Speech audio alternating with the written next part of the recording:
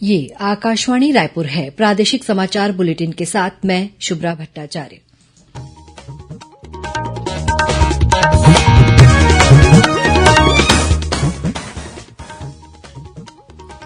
और अब पेश है आज के मुख्य समाचार। महासमुंद जिले में आज आकाशीय बिजली गिरने से 5 महिलाओं की मौत, 6 अन्य मजदूर घायल। कोरिया जिले में भूकंप के झटकों से चर्चा ईस्ट खदान में हुआ एयर ब्लास्ट, खदान में काम कर रहे 3 कर्मचारी घायल। भाजपा का 3 दिवसीय प्रशिक्षण सत्र आज से रायपुर में शुरू। सत्र में 16 विषयों पर 16 वक्ता देंगे प्रशिक्षण। और हिदायतुल्लाह राष्ट्रीय विधि विश्वविद्यालय का 5वां दीक्षांत समारोह 31 जुलाई को रायपुर में आयोजित किया जाएगा। समारोह के मुख्य अतिथि सुप्रीम कोर्ट के मुख्य न्यायाधीश न्यायमूर्ति एनवी रमना होंगे।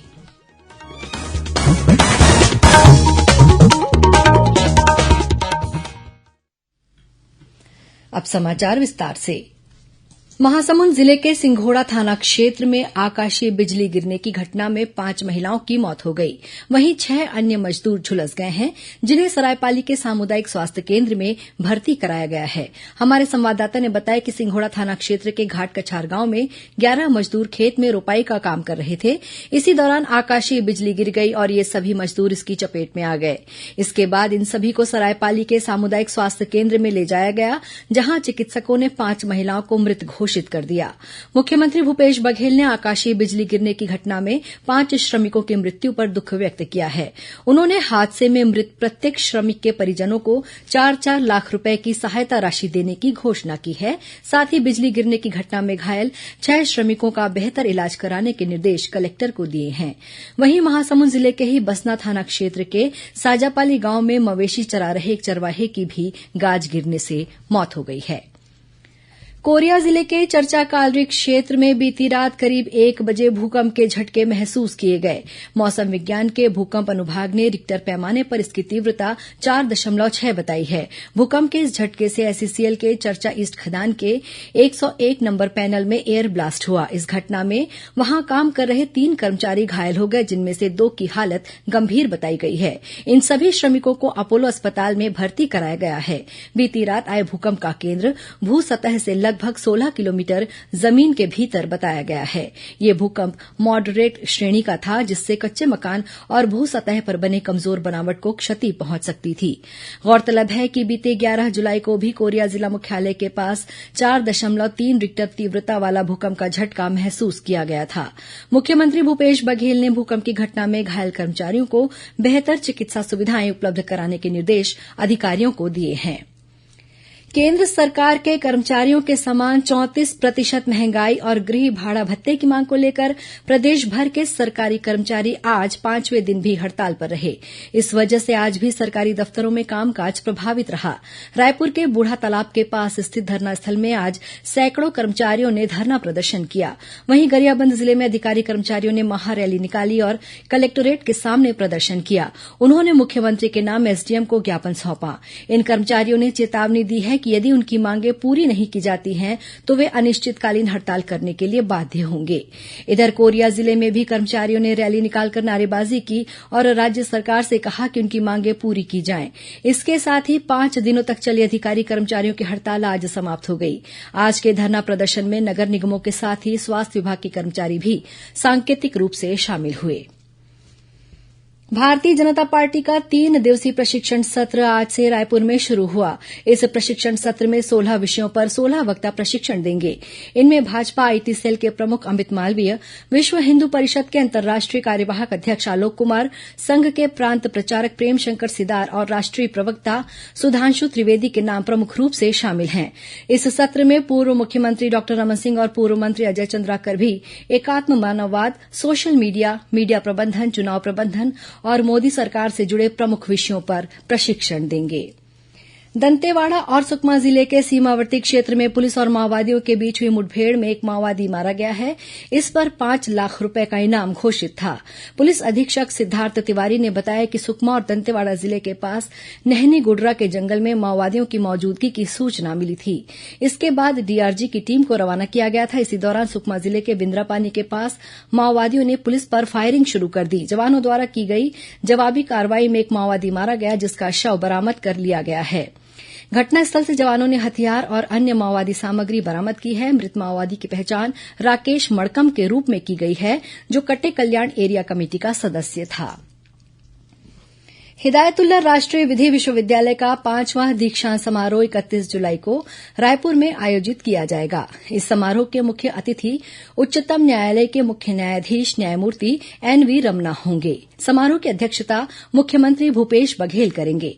विश्वविद्यालय के कुलपति प्रोफेसर वीसी विवेकानंदन और रजिस्ट्रार उदय शंकर ने आज एक पत्रकार वार्ता में बताया कि दीक्षांत समारोह में बीएल एलएलबी के 307, एलएलएम के 110 और पीएचडी के 4 विद्यार्थियों को डिग्री प्रदान की जाएगी। वहीं 23 विद्यार्थियों को विभिन्न संस्थाओं और व्यक्तियों के नाम से गोल्ड मेडल प्रदान किया जाएगा।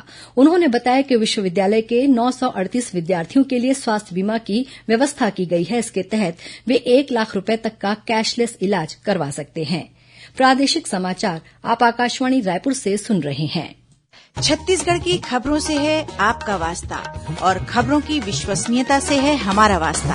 आकाशवाणी समाचार रायपुर के प्रादेशिक समाचार बुलेटिन के साथ ही हमारे समसामयिक कार्यक्रम आप रेडियो के अलावा अपने मोबाइल पर भी सुन सकते हैं। आकाशवाणी समाचार फेसबुक, ट्विटर और यूट्यूब पर भी उपलब्ध है। हमारा Facebook page Chhattisgarh news on AIR, Twitter handle CGAIR news और हमारा यूट्यूब चैनल है छत्तीसगढ़ AIR न्यूज। तो अब रेडियो के साथ ही आपके मोबाइल के जरिए भी हम पहुंच रहे हैं आप तक। छत्तीसगढ़ की हर खबर के लिए सुनते रहिए आकाशवाणी समाचार।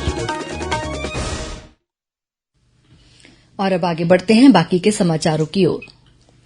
छत्तीसगढ़ के राज्यपाल के रूप में अनुसुईया उइके ने आज अपने कार्यकाल के 3 वर्ष पूरे कर लिए हैं। इस अवसर पर आज निजी विश्वविद्यालय विनियामक आयोग और समस्त विश्वविद्यालय द्वारा सम्मान समारोह आयोजित किया गया। इस मौके पर राज्यपाल ने कहा कि पिछले 3 वर्षों के दौरान हम सब ने मिलकर कोविड की चुनौती का सामना किया और लोगों की सहायता की। ये राजभवन के अधिकारी कर्मचारियों के सहयोग से ही हो पाया है। सुश्री उइके ने सभी अधिकारी कर्मचारियों के प्रति कृतज्ञता व्यक्त करते हुए कहा कि आपका स्नेह और सम्मान ही मेरी ऊर्जा है। राज्यपाल ने इस अवसर पर राजभवन द्वारा किए जा रहे नवाचारों के बारे में भी जानकारी दी। इस मौके पर राजभवन द्वारा शुरू की गई त्रैमासिक पत्रिका एक आशा का भी विमोचन किया गया। आज अंतर्राष्ट्रीय बाघ दिवस है। प्रधानमंत्री नरेंद्र मोदी ने बाघों की रक्षा के लिए सक्रिय रूप से काम कर रहे सभी लोगों की सराहना की है। एक ट्वीट में श्री मोदी ने कहा कि भारत में 75,000 वर्ग किलोमीटर में 52 बाघ अभयारण्य हैं। उन्होंने कहा कि बाघ संरक्षण में स्थानीय समुदायों को शामिल करने के लिए नए उपाय किए जा रहे हैं। इधर छत्तीसगढ़ के वन और जलवायु परिवर्तन मंत्री मोहम्मद अकबर ने विश्व बाघ दिवस के अवसर पर आज बिलासपुर स्थित कानन पेंडारी जूलॉजिकल गार्डन में जन्मे बाघ के 4 नन्हे शावकों का नामकरण किया। गौरतलब है कि कानन पेंडारी जू में बीते 17 अप्रैल को बाघिन रंभा ने 4 शावकों को जन्म दिया था। इनमें 1 नर और 3 मादा हैं। इनके नाम मितान, आनंदी, रश्मि और दिशा रखे गए हैं। वन मंत्री ने जू के अधिकारियों को शावकों सहित बाघों की बेहतर से बेहतर देखभाल और हर आवश्यक प्रबंध सुनिश्चित करने के लिए कहा। आजादी के अमृत महोत्सव के तहत देश में विद्युत क्षेत्र में हासिल की गई उपलब्धियों को दर्शाने के लिए उज्जवल भारत उज्जवल भविष्य कार्यक्रम का आयोजन किया जा रहा है। इसी कड़ी में आज महासमुंद जिले में बिजली महोत्सव का आयोजन किया गया।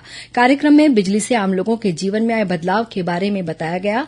साथ ही राज्य शासन की योजनाओं के अलावा केंद्र सरकार की सौभाग्य योजना, कुसुम योजना और उपभोक्ता के अधिकार सहित अन्य योजनाओं के बारे में भी लोगों को जानकारी दी गई। उज्जवल भारत उज्जवल भविष्य कार्यक्रम कल 30 जुलाई तक चलेगा। आजादी के अमृत महोत्सव के तहत देश भर में आगामी 13 से 15 अगस्त तक हर घर तिरंगा अभियान चलाया जाएगा। इसके लिए जन जागरूकता हेतु कार्यक्रमों का आयोजन प्रदेश भर में किया जा रहा है। इसी कड़ी में आज दुर्ग जिले में स्थित सशस्त्र सीमा बल भिलाई के अधिकारी डीएवी स्कूल पहुंचे और वहां बच्चों तथा अध्यापकों को अपने अपने घरों में तिरंगा फहराने के लिए प्रेरित किया। इस दौरान 3000 स्कूली बच्चों ने झंडा फहराने का संकल्प लिया। वहीं राजनांदगांव जिले में स्व सहायता समूह की महिलाएं हर घर झंडा अभियान के लिए बड़े पैमाने पर ध्वज बनाने के कार्य में जुटी हुई हैं। राष्ट्र ध्वज बनाने के बाद अगस्त माह के दूसरे सप्ताह में वे इन झंडों को घर घर पहुंचाएंगी। इस बार के स्वतंत्रता दिवस को खास बनाने के लिए गौठान संचालन से जुड़ी महिलाएं भी हर घर तिरंगा अभियान से जुड़कर लोगों को घरों में तिरंगा फहराने के लिए प्रोत्साहित कर रही हैं। और अब कुछ खबरें संक्षेप में। राज्य सरकार ने भारतीय प्रशासनिक सेवा के 2 अधिकारियों को नई जिम्मेदारी दी है। इनमें जनक प्रसाद पाठक को विशेष सचिव जल संसाधन के साथ विशेष सचिव राजस्व और आपदा प्रबंधन का प्रभार दिया गया है। वहीं रमेश शर्मा संचालक समाज कल्याण को संचालक मुद्रण और लेखन सामग्री का अतिरिक्त प्रभार सौंपा गया है। मुख्यमंत्री भूपेश बघेल ने कल दुर्ग जिले के मालवीय नगर चौक में स्वर्गीय दाऊ वासुदेव चंद्राकर की आदमकद प्रतिमा का अनावरण किया। बस्तर जिले के कलेक्टर चंदन कुमार ने डेंगू और मलेरिया से बचाव के लिए जागरूकता रथ को आज हरी झंडी दिखाकर रवाना किया। यह जागरूकता रथ बस्तर जिले के 100 गांवों का भ्रमण करेगा। कोरिया जिले में राष्ट्रीय स्वास्थ्य मिशन के कार्य में लापरवाही बरतने वाले 2 कर्मचारियों को जिला कलेक्टर डॉक्टर रामेश्वर शर्मा ने बर्खास्त कर दिया है। वहीं 13 अन्य कर्मचारियों को कारण बताओ नोटिस जारी की गई है। रायगढ़ जिले में बायंग चौक के पास ट्रक की चपेट में आने से मोटरसाइकिल सवार एक महिला की मौत हो गई। वहीं 2 अन्य लोग घायल हो गए हैं। और रायपुर के अलग अलग स्थानों से 2 पहिया वाहनों की चोरी करने वाले अंतर्राज्यीय गिरोह के 3 सदस्यों को पुलिस ने गिरफ्तार किया है। उनके पास से 14 नग 2 पहिया वाहन जब्त किए गए हैं।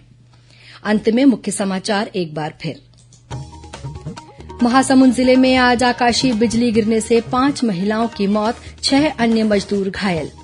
कोरिया जिले में भूकंप के झटकों से चर्चा ईस्ट खदान में हुआ एयर ब्लास्ट, खदान में काम कर रहे 3 कर्मचारी घायल। भाजपा का 3 दिवसीय प्रशिक्षण सत्र आज से रायपुर में शुरू। सत्र में 16 विषयों पर 16 वक्ता देंगे प्रशिक्षण। और हिदायतुल्ला राष्ट्रीय विधि विश्वविद्यालय का 5वां दीक्षांत समारोह 31 जुलाई को रायपुर में आयोजित किया जाएगा। समारोह के मुख्य अतिथि सुप्रीम कोर्ट के मुख्य न्यायाधीश न्यायमूर्ति NV रमना होंगे। इसी के साथ प्रादेशिक समाचार बुलेटिन समाप्त हुआ। नमस्कार।